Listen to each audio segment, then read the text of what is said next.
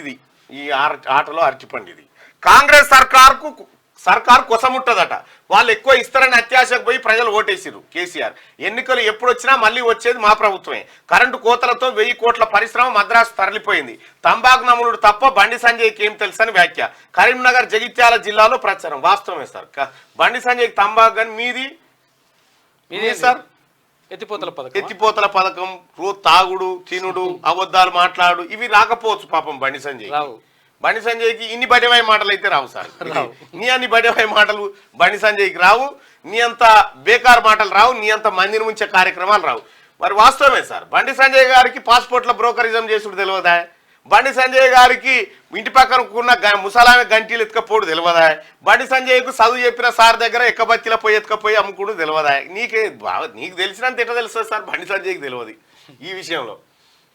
ఎన్నికలు ఎప్పుడు వచ్చినా మళ్ళీ వచ్చేది మా ప్రభుత్వం అట. ఎన్నికలు వచ్చేదాకా ఇప్పుడు జూన్ 4 తర్వాత నీ కార్ డ్రైవర్ ఉంటే అడుగున్నాను.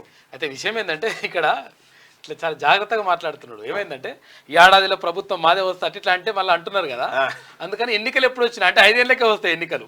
ఎప్పుడు వస్తాయి? 5 ఏళ్ళకి వస్తాయి. మళ్ళీ 5 ఏళ్ళకి వస్తుంది. ఇక ఈయనట ఈడ పోయి ఏమంటాడు, ఇంకా ఇక్కడ ఖమ్మం పోయి కేసీఆర్ ఏమంటాడు, నామా నాగేశ్వరరావు అక్కడ అభ్యర్థి,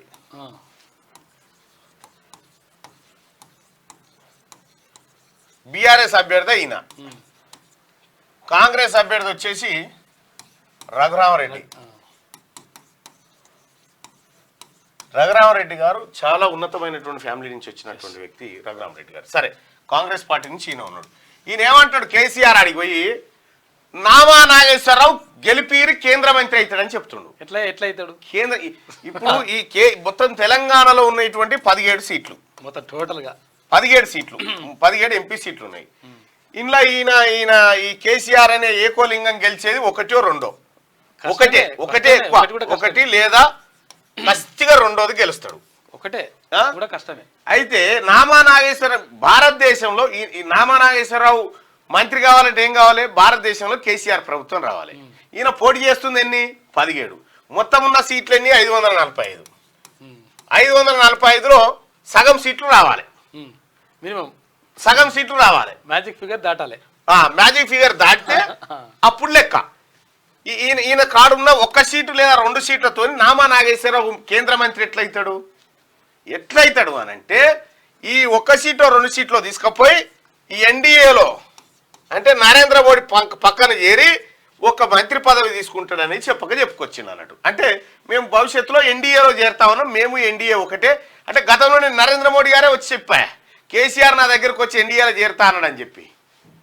మరి ఎట్లా సాధ్యమవుతుంది ఇది? మరి నువ్వేమన్నా అది ఇండియా కూటమిలో ఉన్నావు అంటే లేవు, ఇండియా కూటమిలో కూడా లేవు, ఇంట్లో లేవు అన్నలేవు. పోని నీ ఒడిశా దుకాణం బంద్ చేస్తే, 3వ కూటమి మహారాష్ట్రది షటర్ గుంచితివి, ఏపీది తాళం వేసుకొని పీక్తివి, నీకు మిగిలిందే ఇది తెలంగాణ. ఈ తెలంగాణలో ఉన్న 17 సీట్లలో నువ్వు గెలిచేది ఒకటో, అది కూడా లేదు తెలియదు. దీంతో కేంద్ర మంత్రి అయితే అంటే నేను ఎన్డీఏలో చేరుతున్నా అని చెప్పకనే చేరిండు. నేను నరేంద్ర మోడీ ఒక్కలే అని చెప్పిండు అన్నట్టు.